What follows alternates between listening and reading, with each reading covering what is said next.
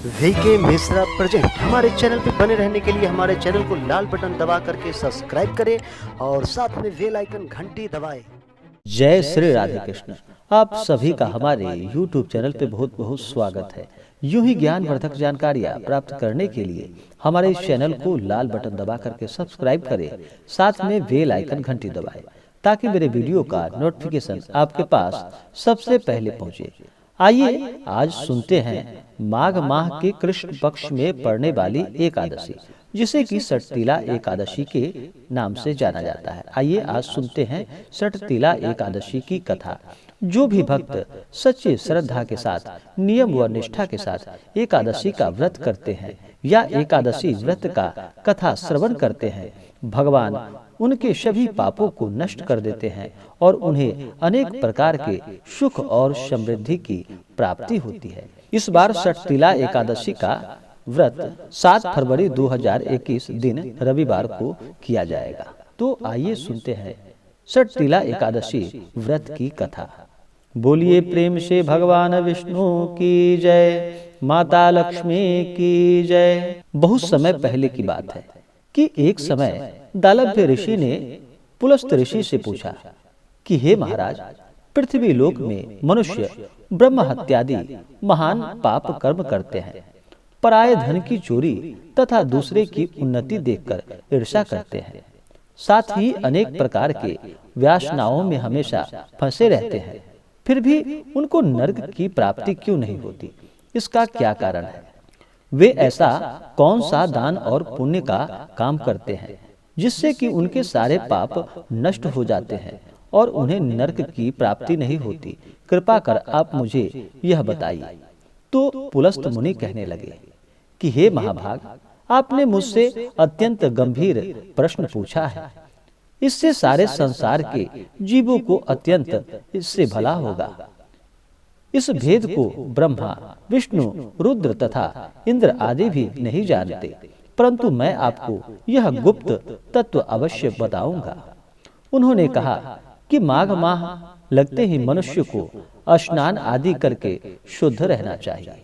अपने इंद्रियों को वश में कर काम, क्रोध, लोभ, मोह और अहंकार, ईर्ष्या तथा द्वेष को त्याग कर भगवान का स्मरण करना चाहिए। गंगा स्नान करना चाहिए और भगवान विष्णु के एकादशी व्रत करना चाहिए और कथा का श्रवण करना चाहिए। इस प्रकार उन्होंने व्रत का विधि बताया और फिर कथा सुनाने लगे। सटतिला एकादशी में तिल का बड़ा ही महत्व होता है। इस दिन तिल स्नान, तिल का उपटन, तिल का हवन, तिल का तर्पण, तिल का भोजन और तिलों का दान, ये तिल 6 प्रकार के हैं। इसके प्रयोग के कारण ही यह सटतिला एकादशी कहलाती है। इस व्रत को करने से अनेक प्रकार के पाप नष्ट हो जाते हैं। यह कहकर पुलस्त मुनि कहने लगे कि एक समय नारद जी ने भगवान श्री हरि भगवान विष्णु से प्रश्न किया कि हे भगवान, जो सटतिला एकादशी का महत्व नारद जी ने कहा था, सो मैं तुमसे कहता हूँ। भगवान ने नारद जी से कहा कि हे नारद, मैं तुमसे सत्य घटना कहता हूँ, तुम ध्यान पूर्वक सुनो। प्राचीन समय में, प्राचीन काल में मृत्यु लोक में एक ब्राह्मणी रहती थी। वह सदैव व्रत किया करती थी। एक समय वह 1 माह तक व्रत करती रही। इससे उसका शरीर अत्यंत दुर्बल, कमजोर हो गया था। यद्यपि वह अत्यंत बुद्धिमान थी, तथापि उसने कभी देवताओं या ब्राह्मणों के निमित्त अन्न का या धन का कभी दान नहीं किया था। इससे मैंने सोचा कि ब्राह्मणी ने व्रत आदि से अपना शरीर शुद्ध कर लिया है, अब उसे विष्णु लोक तो मिल ही जाएगा, परंतु उसने कभी भी अन्न का दान नहीं किया। इससे उसकी तृप्ति होना बहुत ही कठिन है। भगवान ने आगे कहा कि ऐसा सोचकर मैं उसके पास भिखारी का वेश धारण कर मृत्युलोक में उस ब्राह्मणी के पास पहुंचा और उससे भिक्षा मांगी।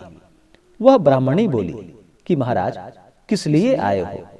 मैंने कहा कि मुझे भिक्षा चाहिए। इस पर उसने एक मिट्टी का ढेला मेरे भिक्षा पात्र में डाल दिया। मैं उसे लेकर स्वर्ग में वापस लौट आया। कुछ समय बाद ब्राह्मणी भी शरीर को त्याग कर स्वर्ग में आ पहुंची। उस ब्राह्मणी को मिट्टी का दान करने से स्वर्ग में सुंदर महल की प्राप्ति हुई, परंतु उससे अपने घर को उसने देखा कि मेरे घर में सब कुछ तो है, लेकिन अन्न और धन की कमी है। उसने अपना घर अन्नादि से शून्य पाया।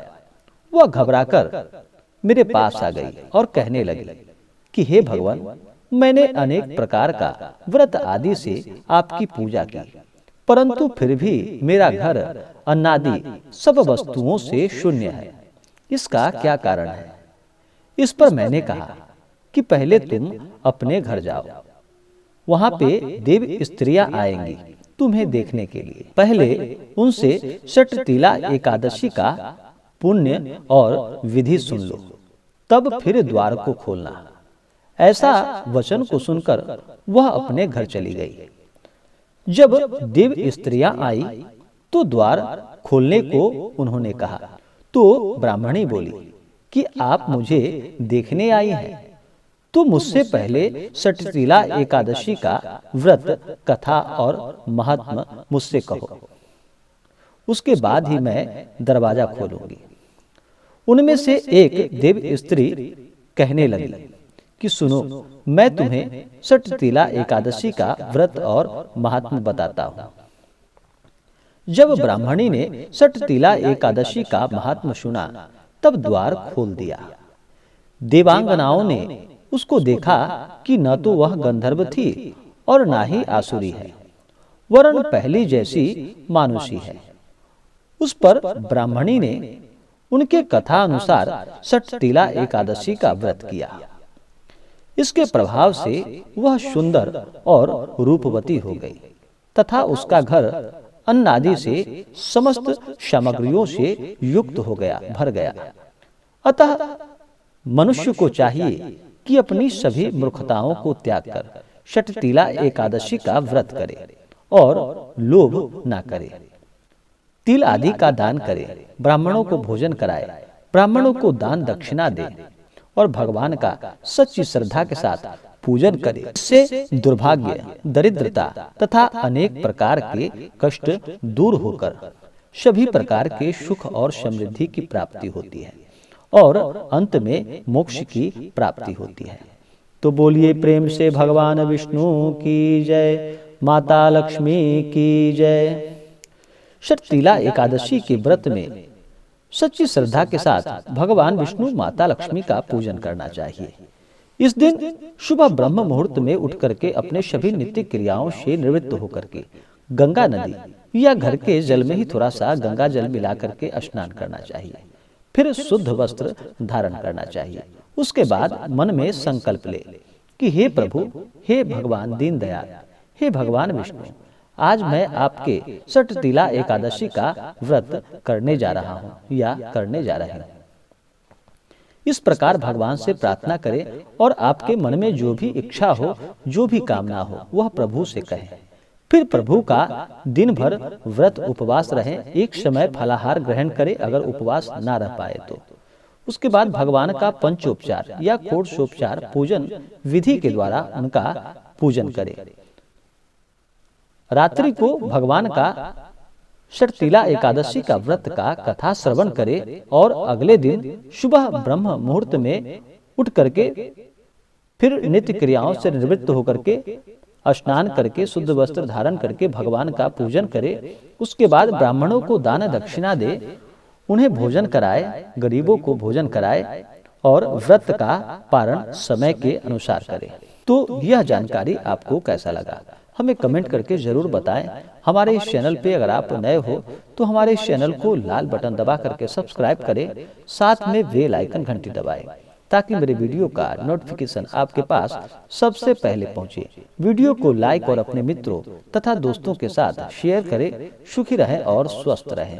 जय श्री राधे कृष्ण। धन्यवाद।